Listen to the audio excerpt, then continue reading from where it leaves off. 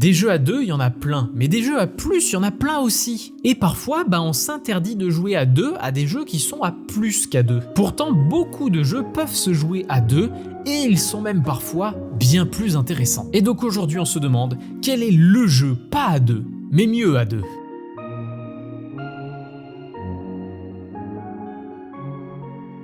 Il s'appelle Mage Knight. Mage Knight, c'est un très gros jeu, avec plein de règles, avec plein d'éléments.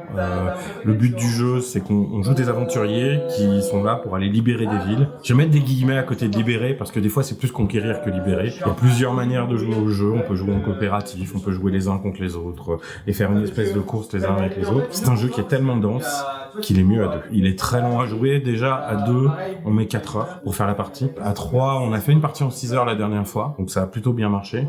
Mais 4, ça devient tout de suite exponentiel. On passe tout de suite à 8-10 heures. Ça devient vraiment long. Et ouais, c'est ce genre de jeu-là que j'ai en tête. Je pense que je citerai Harry Potter, le Bataille à Poudlard en français. C'est Hogwarts Battle en anglais. Ça fait partie de ces jeux, comme d'autres que je vais citer en coup de vent, qui ont ce problème où quand on joue à plus de joueurs, non seulement le jeu est plus compliqué, mais surtout, on joue beaucoup moins dans la partie avant de perdre. Parce qu'en vrai, la plupart du temps, on perd. Le jeu est pour moi à la bonne difficulté à 2 joueurs. À 3, il commence à être trop dur et on a l'impression de ne pas avoir beaucoup joué. Et à 4, on a l'impression de ne pas avoir joué et on perd hyper facilement. Et parmi tous ces jeux-là qui ont ce même problème, finalement, il y a Twisted Fables ou Dice Throne, mais beaucoup plus Dice Throne, où le jeu est à 2 à la base, et où ils ont fait un système de jeu à 3 et à 4 joueurs, et en vrai, ça marche pas. Ça marche pas parce que on joue très peu dans la partie. Je crois que la fois où on avait joué à 4, on a fait peut-être 4 tours chacun, et 4 tours chacun dans un jeu comme ça, c'est ridicule, parce qu'en fait, on perd trop de PV trop vite. C'est des jeux qui sont vraiment plus prévus à 2. Alors, c'est pour ça que j'ai plus cité Harry Potter que Dice Throne ou Twisted Fables, parce que Harry Potter est un jeu qui est vraiment vendu comme étant jouable à 4, alors que Dice Throne et Twisted Fables, c'est plus des modules pour jouer à 4 joueurs qui ont été rajoutés. Au départ, j'allais dire Splendor, parce que Splendor à 2, c'était fabuleux, mais maintenant ils ont sorti Splendor Duel, qui est encore plus fabuleux que Splendor à 2. Moi, c'est Ark Nova. Alors le truc, c'est que c'est un jeu que j'adore dans toutes les configurations, je l'aime à 3, à 4, mais c'est sûr et certain que quand tu joues à 3-4, tu as pas cette espèce de fluidité et de presque, tu vois, de longueur d'onde que tu peux avoir quand tu joues à 2, parce que même si tu joues en compétition, tu arrives plus facilement à lire déjà le jeu de l'autre quand t'es que 2. C'est beaucoup plus rapide, le temps que ça revienne à toi, il s'est passé moins de trucs, donc tu as beaucoup plus de contrôle. Et ouais, clairement, la longueur de partie, c'est un argument. Quand on est à 2 et qu'on plie le jeu en 1h30, alors que 4, ça va prendre 4 heures, pour moi, il n'y a pas photo. Et alors, oui, il y a plein de gens qui disent, mais non, mais c'est pas vrai, tu peux jouer à 4 en 1h30. Mais ça, c'est quand tout le monde a une expérience de 16 parties derrière lui, ce qui n'est pas le cas de mon entourage. Donc, du coup, celui-là, c'est un que j'adore, mais que je joue quasiment que à 2. Ouais, donc du coup, Villainous, ouais, parce que je crois qu'il peut jouer jusqu'à 6, et donc à 6, c'est une purge. J'y ai déjà joué, surtout si tu joues avec des joueurs qui n'ont jamais joué au jeu. On avait dû mettre 3 heures ou un truc comme ça, même plus, c'était infernal, c'était le temps d'attendre que tout le monde joue. Et du coup, plus tu réduis le nombre, bizarrement, mieux c'est. Donc je sais que, en tout cas, quand je conseille aux clients, 2, c'est vraiment le top, c'est le mieux. À 3, ça passe, ça va, c'est bien. À 4, c'est la limite. Et 5, 6, c'est un enfer. Mais par contre, à 2, il est juste trop bien. Tu peux un peu plus surveiller ce que fait ton adversaire. T'as plus d'interaction. Donc franchement, il est cool. J'ai eu des très bons souvenirs en jouant à 2 et il est aussi plus rapide. Donc des fois, tu peux enchaîner plus les parties. Je vais t'évoquer un jeu dont j'ai parlé dans la première saison, mais que j'insiste parce que c'est vraiment un excellent jeu dont les règles, ont été développées pour être jouable jusqu'à 4, mais qui incontestablement, et tout le monde le dira, offre l'expérience ultime à 2, à 1 contre 1, c'est Star Wars Rebellion. Star Wars Rebellion, énorme jeu de plateau où on rejoue, on recrée, on refait la chasse de l'Empire, l'Empire qui chasse les rebelles et qui cherche à trouver la base rebelle et la détruire. Il est possible à 3, à 4 max, puisqu'on peut faire du 2 contre 2, mais ça c'est vraiment typiquement une règle qui a été développée pour le permettre, mais c'est un jeu qui a toute sa saveur en 1 contre 1. En plus, il est asymétrique et ce jeu est excellent. J'ai rarement, jamais vu de critiques négatives. Peut-être que des gens diront que c'est pas leur tasse de thé ou qu'il est peut-être un petit peu trop long, mais s'il y a bien un point sur lequel tout le monde est d'accord, c'est que c'est un des meilleurs jeux à 2, même s'il peut être joué à 3 ou 4. Et en plus c'est Star Wars. Je suis pas très objectif sur le sujet, mais ouais, non, ça c'est vraiment, je pense à ça directement. En fait, il y a plein de jeux qui sont, je vais pas dire qu'ils sont faits pour jouer à 4, mais qui peuvent se jouer jusqu'à 4. À 2, ça marche tout aussi bien. Le jeu de deck building, Dominion, Shards of Infinity, même Narak fonctionne à 2, alors que Dune à 2, c'est un peu dommage, tu vois. Je vais dire Narak. Narak, je trouve qu'à 2, ça fonctionne très bien. Tous les jeux de deck building. Tous les jeux de deck building parce qu'au moins tu traces, quoi. Parce qu'au moins tu traces, du coup ça fait que le jeu est plus court et du coup tu perds pas de temps. En fait, c'est ça, c'est les jeux de deck building. À 2, ils sont très bons. À 4, ils sont pas moins bons, ils sont juste plus longs. Du coup, je crois que à part quelques jeux de deck building comme Tortuga, qui du coup nécessitent du placement sur un plateau et qui du coup le fait d'être à 4, ça va créer plus d'affrontements, machin. Mais sinon, quand c'est que des cartes, donc Shards of Infinity, Star Realm, Hero Realms, Dominion, vas-y, joue à 2, gros. Ça marche. Je vais reciter Ark Nova, parce que c'est un peu mon jeu du moment et j'y joue beaucoup. Et pour l'avoir testé à 2, à 3 et à 4, vraiment il est mieux à 2. Parce qu'il n'y a pas vraiment d'interaction dans ce jeu. Donc du coup, c'est juste une question de temps de jeu. À 2, tu vas être sur 1h30 de partie. À 4, tu vas être sur 3-4 heures. À 3, tu vas être plus sur 2h30. Donc en fait, vraiment, il y a pas de différence que tu sois à 2, 3 ou 4, il n'y a aucune différence dans ton gameplay. Donc du coup, autant être à 2 et d'y jouer 1h30, quoi. Pour moi, un jeu qui est vraiment multijoueur, je crois qu'on peut monter à minimum à 4, peut-être même à plus, mais que j'adore à 2. C'est le jeu Bullet de chez Level 99. Ils disent une simulation de shoot'em up. C'est un peu exagéré en disant ça, mais on joue des jeunes héroïnes qui devront défendre la Terre et comme dans les shoot'em up, on doit éviter de prendre des balles tout en créant des combos un peu à la Tetris pour renvoyer des balles, alors soit sur un adversaire quand on joue en mode coopératif, soit sur l'autre joueur quand on est en mode compétitif. Et à 2, il a une vraie saveur particulière parce que au-delà de ce qu'on fait, on est obligé de regarder ce que fait l'autre et de permanence essayer de modifier son rythme pour justement le forcer à faire des erreurs, lui casser ses combos, le déséquilibrer au bon moment pour que tout ce qu'il est en train de préparer se casse la gueule. Et je l'adore à 2, ce jeu. Et pourtant, il est très bon. Il est très bon à 3-4, en coop comme en mode plus compétitif. Mais à 2, il a une petite saveur particulière que j'aime tout particulièrement, ouais, vraiment.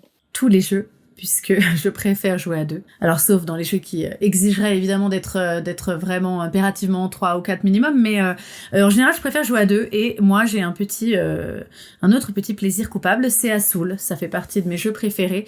J'ai une tendresse particulière pour ce jeu, puisque je l'ai appris à une de mes sœurs qui n'est pas du tout joueuse, qui n'a pas trop l'envie de se poser quelque temps, même une demi-heure sur un jeu, et voilà, qui est pas forcément très intéressée par le jeu de société en général, et qui est devenue très très fan de Azul, et même qui a fini par me faire des masterclass de Azul, et elle passe des heures à jouer sur BGA, et ça lui a beaucoup plu, donc je l'aime énormément. Et c'est un jeu que j'ai tendance à n'ouvrir qu'à 2, effectivement, que j'affectionne beaucoup à 2, dans l'interaction qu'il propose, et puis dans la surveillance qu'il demande de ce que fait l'autre, et c'est vrai pour à peu près tous les jeux. Je préfère jouer en duel. Mieux, j'irai pas jusque-là, mais King Domino, moi je me souviens, je le conseillais tout le temps, enfin je sais qu'il joue jusqu'à 4, mais je le conseillais tout le temps comme jeu à 2. Moi j'ai pas mal joué aussi même à 2, franchement ça marche très très bien comme ça. Ça en mode duel, ça où t'as pas accès du coup à toute l'étude du jeu, donc t'es vraiment obligé de faire avec ce qui va sortir et à maximiser ce qu'il y a. Et là tu peux vraiment réfléchir par rapport à ce que va faire l'autre. OK, si je prends ça, il va lui rester ça. Ça, il est là pour une fois, les règles du coup se passent très bien le fait de justement d'être réduit à 2 joueurs.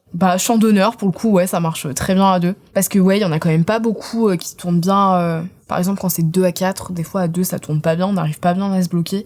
Et là du coup, ce fait que on peut y jouer à 2, on arrive quand même à se bloquer. C'est quand même assez tactique.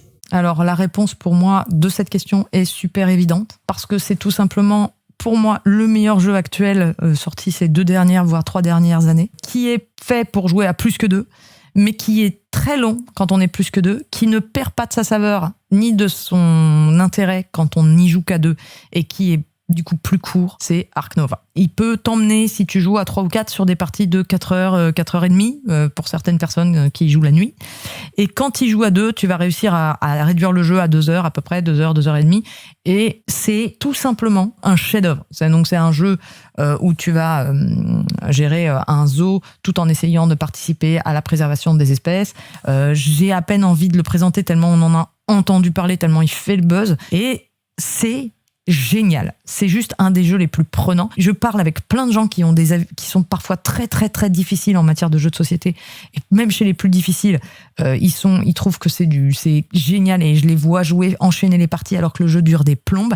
Mais du coup, à 2, il est moins long et bizarrement, il se scale. Je sais plus comment on dit en français, mais il s'adapte très bien à 2 joueurs. Et c'est pour moi le meilleur jeu fait pour plus de joueurs, mais meilleur à 2. Villainous. Il est pas moins bien à plus de 2. C'est juste que c'est un jeu qui est très long. Quand t'es 4 ou plus, techniquement, il se joue de 2 à 6 joueurs avec la boîte de base. Mais quand t'es 4 ou plus, c'est beaucoup trop long. Alors qu'à 2, c'est 40 minutes. Ça va être par exemple Ark Nova. Ark Nova me plaît suffisamment dans ce qu'il me raconte, me plaît suffisamment dans le fait d'avoir quand même quelqu'un, donc de ne pas y jouer en solo, mais d'avoir quelqu'un à affronter, entre guillemets.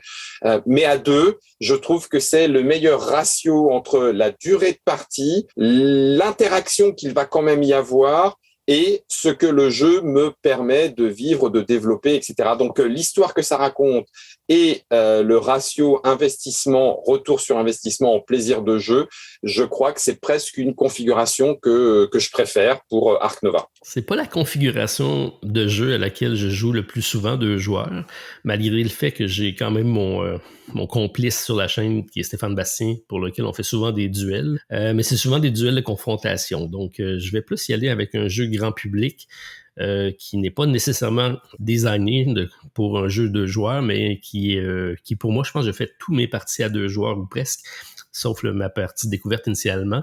Et c'est un jeu d'un auteur que j'ai en grande estime, c'est Tom Lehman, qui est arrivé avec un certain Res Arcana il y a quelques années et qui reste un excellent jeu. 2 joueurs, ça roule très très rapidement et quand on a ces genres de jeux-là où les pointages sont très serrés et c'est une course au point, ça reste très très intéressant. Donc Res Arcana, c'est à découvrir si vous ne connaissez pas. Bon, j'ai un peu triché parce que j'ai choisi 2 jeux et pour des raisons complètement différentes. Alors d'abord, j'ai tout de suite pensé à My City. Alors je pense que My City, comme c'est du simultané, se joue vraiment aussi bien à 2 qu'à 3 qu'à 4. Mais ce qui est bien d'y jouer à 2, c'est qu'on peut refaire la campagne une 2e fois. Et du coup, c'est pour ça que je l'ai choisi parce que My City, comme c'est un jeu évolutif, le matériel il est prévu, il y a 4 plateaux, le matériel il est prévu pour 4 joueurs, ce qui fait que quand on a fini une fois la campagne, on peut utiliser les plateaux inutilisés et recommencer la campagne à 0. Le deuxième auquel j'ai pensé, c'est Iron Sand Legacy, parce que c'est un jeu auquel j'aime beaucoup jouer. Alors je suis en plein dans la campagne avec mon copain et on adore y jouer à 2 et je pense que si on jouait à plus qu'à 2, ça ralentirait quand même assez bien le jeu qui à 2 prend quand même pas mal de temps. Donc je trouve que voilà, pour ce genre de jeu, à 2 ça passe super bien. Mais il y en a plein, hein. Azul, c'est exactement la même chose, hein. On parle des grands succès, des jeux qui ont un peu marqué ces 10 dernières années. Azul à 2 est beaucoup plus tactique, beaucoup plus riche, beaucoup plus comptable que quand tu joues à 3 ou 4. C'est un des jeux qui est favori dans ma liste. C'est un des jeux qui fait partie de mon top 15. Race for the Galaxy. Race for the Galaxy est un jeu de gestion de cartes vraiment, vraiment incroyable du fait que il y a pas beaucoup de matériel et le jeu est tellement bon, mais la raison pour laquelle le jeu est encore meilleur à 2 joueurs, c'est qu'on a plus de contrôle sur ce qui va se passer. Donc, à la base, c'est un jeu qui reprend l'essence même de Puerto Rico avec un système d'action. On va choisir une action et l'autre joueur va pouvoir également bénéficier de cette action-là. Et si le joueur a choisi l'action, il va avoir un petit bonus. Donc, ça veut dire que lorsqu'on joue à plusieurs joueurs, exemple, on jouera à 3 joueurs, chaque joueur va choisir une phase et on va la révéler. Donc, si, mettons, un joueur choisit explorer, un autre joueur choisit explorer et un joueur choisit de produire, on va faire ces 2 actions-là. Lorsqu'on joue à 2 joueurs, et c'est ça qui rend le jeu vraiment le fun, c'est que chaque joueur va choisir 2 actions. Et là, on a une espèce de jeu de bluff en disant, j'ai l'impression que toi, tu devrais produire, donc tu vas choisir la carte produire. Moi aussi, j'ai besoin de produire, mais toi, tu vas produire. Fait que j'ai pas besoin de le choisir parce que tu vas le choisir. Et au final, tu te dis la même chose et ça fait en sorte que on pourra pas produire personne parce que l'action ne sera pas choisie. Donc, en plus du système d'action, vient une espèce de système de lire la table, lire le jeu, voir qu'est-ce qui va être, essayer d'anticiper les mouvements de l'autre joueur. Et ça devient vraiment vraiment une dynamique intéressante dans un jeu qui se joue en à peu près 20 minutes à 2 joueurs lorsqu'on connaît les règles. Race for the Galaxy est un engine builder, un jeu de construction de moteurs comme je les aime. Donc c'est vraiment le concept même du engine building, le fait de construire un moteur pour générer des points, pour générer des actions, et à 2 joueurs, c'est vraiment fantastique. Vous avez aimé cette vidéo? Alors likez et commentez quel est le jeu, pas à 2, mais mieux à 2. Et je vous dis à bientôt pour une prochaine vidéo, le jeu. Allez, salut!